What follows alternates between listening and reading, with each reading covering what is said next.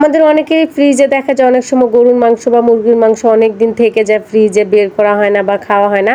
সেই মাংসটা বের করে রান্না করতে দেখা গেলে একটু গন্ধ গন্ধ ভাব আসে, একটু কীরকম জানি একটা ঘ্রাণ আসে।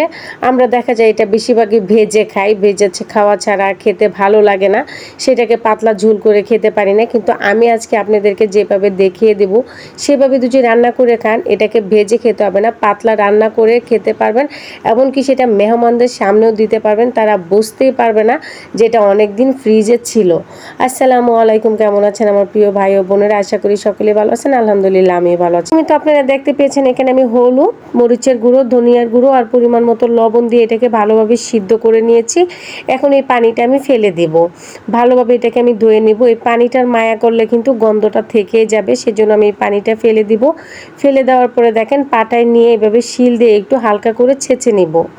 এভাবে একটু হালকা করে ছেঁচে নিতে হবে, যেভাবে মাংসের ভিতরে মশলাটা সুন্দরভাবে ঢুকে।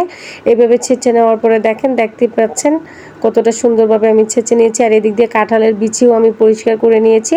আজকের গরুর মাংসটা আমি কাঁঠালের বিচি দিয়ে রান্না করব। আর এটা কিন্তু আপনারা যে কোনো মেহমানের সামনে বা আপনারা নিজেরাও খেতে পারবেন, আপনারা বুঝতেই পারবেন না যে মাংসটা অনেক দিন ফ্রিজে ছিল। এদিক দিয়ে এলাচ, দারচিনি, তেজপাতা আমি বেটে নিব।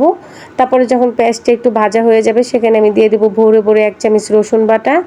তারপরে দিয়ে দেবো 1 চামচ ভরে আদা বাটা, দিয়ে ভালোভাবে এটাকে একটু ভেজে নিব।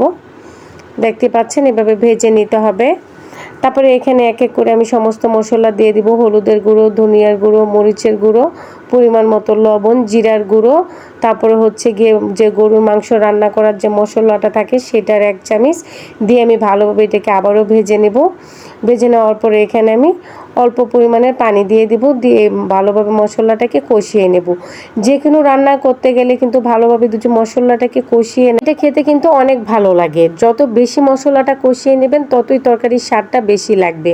আমি এখানে কাঁঠালের বিচি আর মাংসটা একসাথে দিয়ে দিয়েছি, দিয়ে আমি এটাকে 10 মিনিটের মতো ভাজা ভাজা করে নিব মিডিয়াম জালে। ভেজে নেওয়ার পরে দেখেন এখানে আমি পরিমাণ মতো একটু পানি দিয়েছি, এটা দিয়ে আমি আবারও কষিয়ে নেব মাংসটা। কারণ মাংসটায় কিন্তু অতিরিক্ত পানি দিয়ে কষানোর প্রয়োজন নাই, যেহেতু এটাকে আমি সিদ্ধ করে হালকা ছেঁচে নিয়েছি। তারপর এটাকে আবার আমি ভালোভাবে কষিয়ে নিয়ে আবারও একটু ভালোভাবে নেড়ে চেড়ে নিব, একটু ভাজা ভাজা করে নিব। নেওয়ার পরে এখানে আমি দিয়ে দিব হলো গরম মশলা, যেটা বেটে রেখেছিলাম সেই মশলাটা আমি এখানে দিয়ে দিব। দিয়ে আবারও ভালোভাবে নেড়ে চেড়ে নিব। এভাবে সুন্দর করে কিন্তু নেড়ে চেড়ে নিতে হবে। আর বললামই তো শুরুতেই যে যত বেশি কষিয়ে নেবেন ততই কিন্তু মাংসের স্বাদটা বেশি লাগবে। আর এখানে আমি দিয়ে দিলাম 1/2 চামচ পাঁচফোড়নের গুঁড়ো, দিয়ে আবারও একটু ভালোভাবে নেড়ে চেড়ে নিব।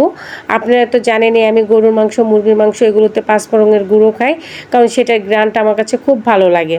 তারপরে এখানে আমি পরিমাণ মতো ঝোল দিয়ে দিব, দেখতেই পাচ্ছেন। তারপরে কিছু কাঁচামরিচ দিয়ে দিব, একটু সুন্দর ফ্লেভার আসবে বা খেতেও ভালো লাগবে। তারপরে দেখেন এখানে ঝোল দেওয়ার পরে আমি ঢেকে রেখে দিব। আমার তরকারিটা কিন্তু প্রায় হয়ে এসেছে, এখন আমার নামিয়ে নেওয়ার পালা। মাশাআল্লাহ, দেখতেই পাচ্ছেন কত সুন্দর হয়েছে তরকারিটা। এরাও কিন্তু চাইলে অনেক দিনের পুরনো মাংস যদি ফ্রিজে থেকে যায় এভাবে রান্না করে খেয়ে নিতে পারেন, দেখবেন ভালো লাগবে। তো এই পর্যন্তই ছিল আমার আজকের এই রেসিপিটা। ভালো লাগলে একটি লাইক করবেন, কমেন্ট করবেন, শেয়ার করবেন। সকলে ভালো